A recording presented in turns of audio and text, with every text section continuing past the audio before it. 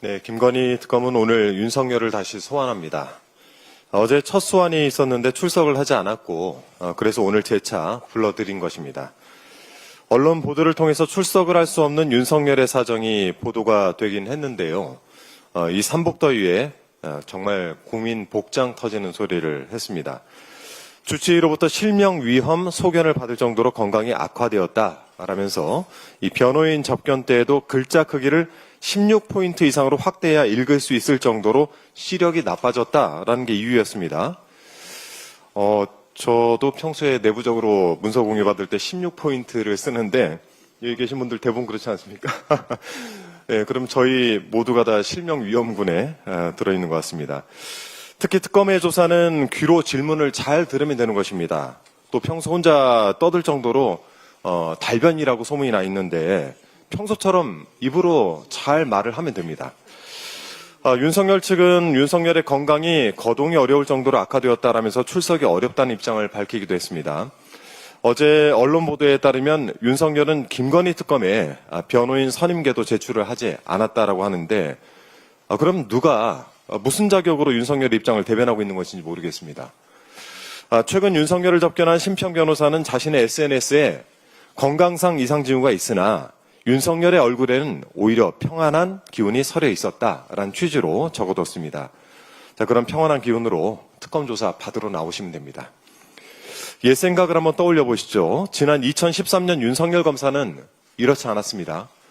당시 국정감사장에 당당하게 출석을 했던 윤석열 수원지검 여주지청장은 그 전날 언론과의 전화통화에서 조영곤 서울중앙지검장이 국정감사 불출석을 종용했다라고 폭로했습니다.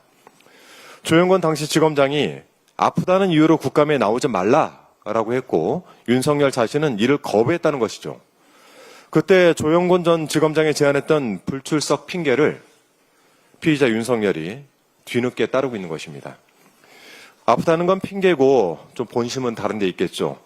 서정욱 변호사가 어제 라디오 인터뷰에서 윤석열의 불출석은 특검 수사에 대한 불신에서 기인한다라는 취지로 발언을 했습니다. 명백하게 정치 보복으로 본다라는 것이죠. 그래서 수사에 협조할 이유가 없다라고 해석을 하는 것 같습니다. 이 대목에서 역사 속에 길이 남을 윤석열의 명언을 다시 한번 언급해야 되겠습니다. 특검을 왜 거부합니까? 죄 지었으니까 거부하는 겁니다. 진상을 밝히고 조사를 하면 감옥에 가기 때문에 못하는 겁니다. 2021년 12월 29일 윤석열의 이 말은 자승자박입니다. 특검 조사 거부로 자신의 죄를 인정한 윤석열, 체포영장이 발부되기 전에 출석해서 조사를 받으시기 바랍니다. 마지막으로 방송통신심의위원회 상황에 대해서 좀 말씀드리겠습니다. 그냥 넘어갈 수 없는 일이 발생을 했는데요. 류일임 전 방심위원장의 민원사주 의혹을 폭로한 방심위 직원 3명이 개인정보 유출 혐의로 검찰에 송치됐습니다. 이들은 2023년 12월 23일 민원사주 의혹을 국민권익위원회에 신고를 했는데 경찰은 이것이 개인정보보호법 위반이라고 하면서 방심위 사무처와 개인을 수차례 압수수색해왔습니다. 과연 이것이 공정이고 정의입니까? 류임 전 위원장에게는 업무방해 혐의가 없다라면서 일부 무혐의를 내준 경찰이 공익 제보자들을 향해서는 죄를 따져 물었습니다. 경찰이 감히 새로운 사법정의를 만들고 있는 겁니까? 류 위원장의 가족과 지인을 동원해서 민원을 사주받아서 자신의 입맛대로 방송사를 징계해도 죄가 되지 않는 세상, 또 공공의 이익을 위해서 부당한 일을 호소하고 제보를 하면 처벌을 받을 수 있는 시대를 만들어 놓은 것입니다. 검찰에게 강력하게 촉구합니다. 류일임 전 방송통신심의위원장의 업무방해 혐의에 대해서 경찰에 즉각 재수사를 요청하시기 바랍니다.